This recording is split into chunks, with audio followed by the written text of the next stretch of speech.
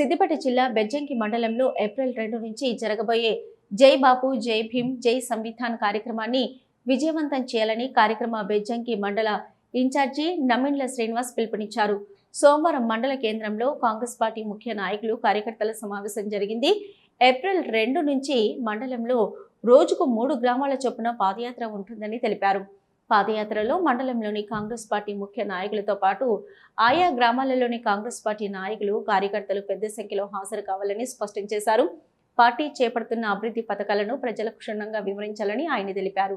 ఈ కార్యక్రమంలో బెజ్జంకి వ్యవసాయ మార్కెట్ కమిటీ చైర్మన్ పులికృష్ణ, మండల కాంగ్రెస్ పార్టీ అధ్యక్షులు ముకిస రత్నాకర్ రెడ్డి, బ్లాక్ కాంగ్రెస్ అధ్యక్షులు మొగ్గు దామోదర్, ఉపాధ్యక్షులు Lingala Srinivas, AMC vice chairman Chiliveri Srinivas Reddy, ఆలయ కమిటీ చైర్మన్ చిల్లా ప్రభాకర్, రావుల నర్సయ్య, చేపియాల శ్రీనివాస్, షానగొండ శ్రావణ్, పోతిరెడ్డి మధుసూదన్ రెడ్డి, గూడెలి శ్రీకాంత్, కర్రావుల సందీప్, రొడ్డ మల్లేశం, కొంకటి రాములు తదితరులు పాల్గొన్నారు.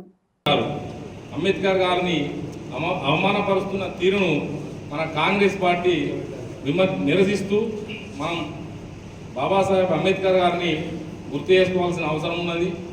జై సంవిధాన్ రాజ్యాంగం అమలు అయ్యి 75 సంవత్సరాలు పూర్తి చేసుకున్న సందర్భంగా కాన్స్టిట్యున్సీ జై బాపు జై భీమ్ జై సంవిధాన్ అనే కార్యక్రమం దేశవ్యాప్తంగా తీసుకోవడం జరిగింది.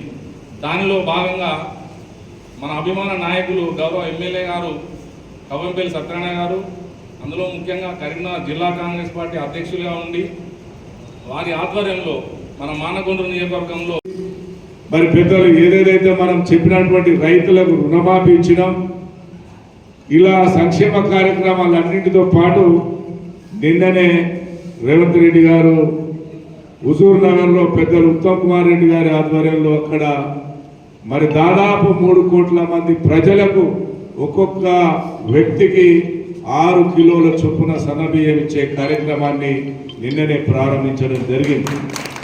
మరి అన్నింటికంటే ముఖ్యంగా కులగణన చేసిన బీసీలకు 42%, ఎస్సీలకు సంబంధించిన 17%. ఇవన్నీ మనం ఆ గ్రామాలలో చెప్పాలి. గత 30 సంవత్సరాల నుంచి ఎస్సీ రిజర్వేషన్ పోరాటం జరుగుతున్న అలాంటి సమస్యను, ఒక క్లిష్టమైనటువంటి సమస్యను పరిష్కరించిన ఘనత కాంగ్రెస్ పార్టీది, రేవంత్ రెడ్డి గారు. మరి ఇది మనం చెప్పాల్సిన అవసరం ఉంది.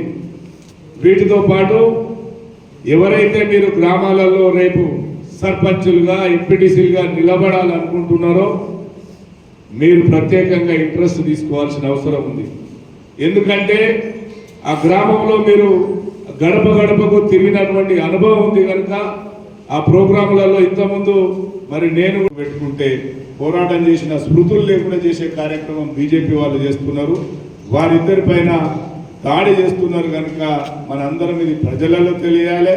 మరి ముఖ్యంగా ఇక్కడ ఉన్నటువంటి బీజేపీ వాళ్లకు, ఇక్కడ ఉన్నటువంటి వివిధ ఎవరెవరైతే ఉన్నారో మనతో పాటు వచ్చేటోళ్ళందరూ వారి మీద వారు చేస్తున్నటువంటి కార్యక్రమాలు తెలియజేసే బాధ్యత అనేది మనతో రప్పించుకునేదానికి అక్కడ ఉన్నటువంటి ముఖ్యంగా యూత్ను కానివ్వండి, పుర ప్రముఖులను కానివ్వండి, అందరినీ మనం తీసుకెళ్లాల్సిన బాధ్యత మనందరిపైన ఉందని తెలియజేస్తూ మరి ఈ అవకాశాన్ని చక్కటి కార్యక్రమాన్ని నిర్వహించి మరి నాకు ఇక్కడికి ఆహ్వానించిన మీ అందరికీ మరొకసారి పేరు పేరున హృదయపూర్వకంగా నమస్కారాలు తెలియజేస్తూ